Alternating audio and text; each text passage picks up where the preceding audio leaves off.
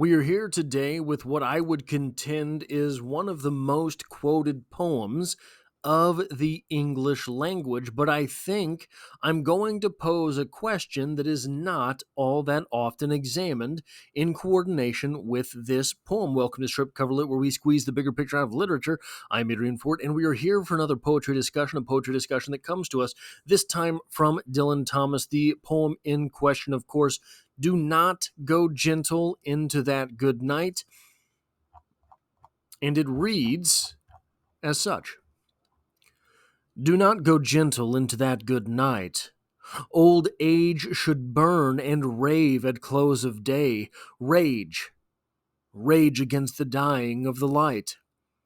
Though wise men at their end know dark is right, because their words had forked no lightning, they do not go gentle into that good night.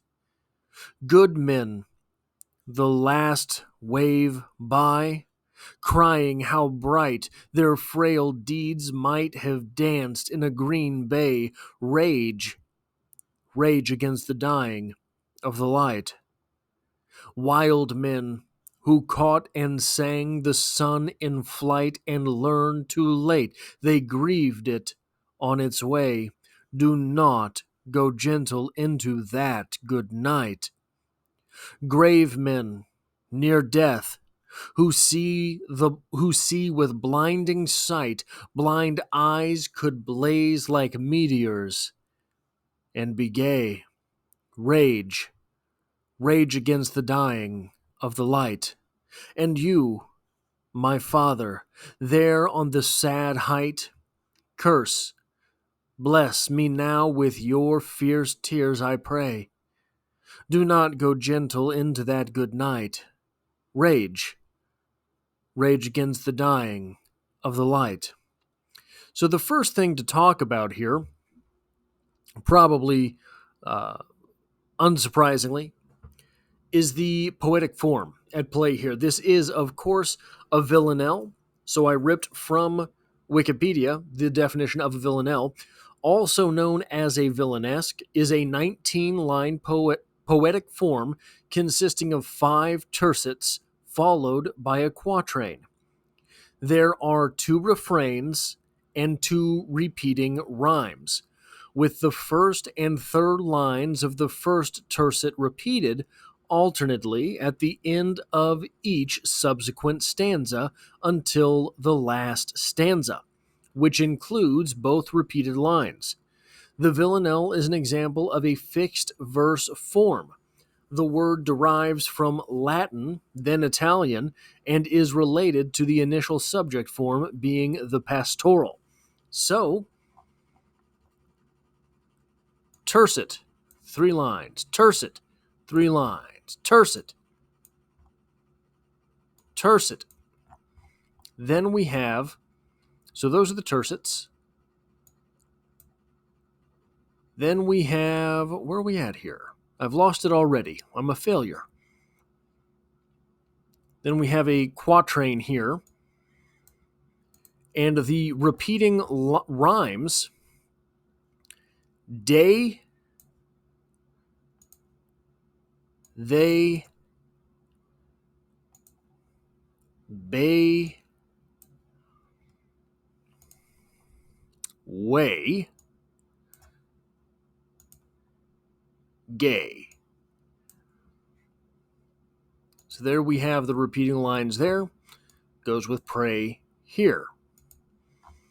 Then we have night, can't use red, light, right, night, bright, light, boom. No. Flight, okay, that's enough. Night, sight, light, boom. Height, night, light. Of course, the night and light are also parts of the repeating lines. That is so. This is a very strict poetic form, maybe the strictest poetic form. Ironically, oftentimes when you find a villanelle that is good, it is one that breaks one or more of these rules. There are very few examples of popular villanelles. This is probably the most popular, and it follows strict rules. But do not go gentle into that good night, and rage, rage against the dying of the light. These lines are set up there. They are paid off in every stanza. Do not go gentle into that good night. Rage, rage against the dying of the light. Do not go gentle into that good night. And here's the tricky part, right? So you can get these to work pretty well.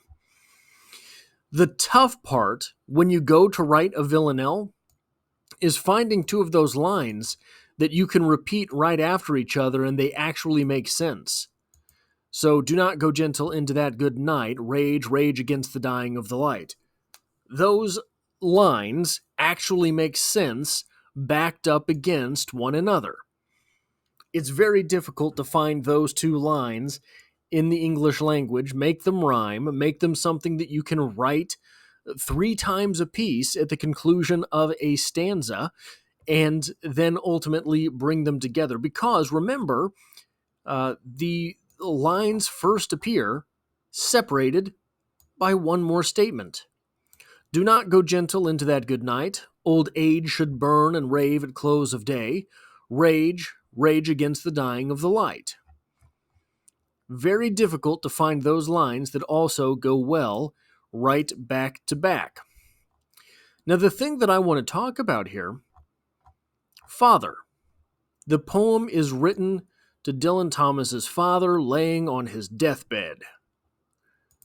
I don't know why I said that like a football announcer. On his deathbed.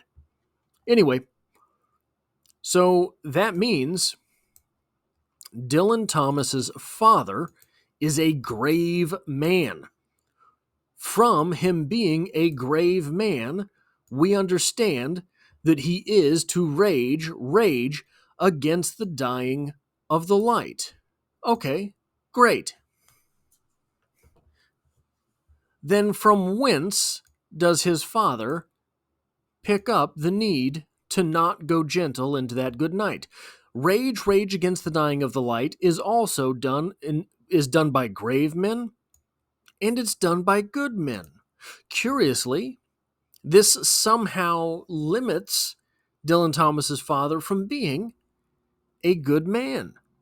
He doesn't have to do the frail deeds might have danced in a green bay to earn the rage against the dying of the light. He earns his rage against the dying of the light as a grave man whose blind eyes could blaze like the meteors and be gay. Okay. Well, that leaves 2 stanzas from whence he could get his do not go gentle into that good night. Those being the phrases that draw this poem together, right? So if he is to get that from some place, is Dylan Thomas's father a wild man or a wise man? Though wise men at their end know dark is right, because their words had forked no lightning, they do not go gentle into that good night. Because their words had forked no lightning, at the end they know the dark is right. Well, and you, my father, there on the sad height, curse, bless me now with your fierce tears, I pray. Do not go gentle into that good night. That doesn't sound very much like knowing the dark is right, does it? It doesn't sound very much like knowing his words have not forked the lightning. Wild men who caught and sang the sun in flight and learned too late they grieved it on its way, do not go gentle into that good night. And so, wild men who caught and sang the sun in flight, and learned too late they grieved it on its way. And you, my father, there on this sad height, curse, bless me now with your fierce tears, I pray. If I were a betting man, I would say that that sounds a lot more like the wild men stanza than it does the wise men stanza. That fierceness in Dylan Thomas's father is replicated by the wild men. So it strikes me that Dylan Thomas here is giving us the idea that his father is a grave man and was a wild man.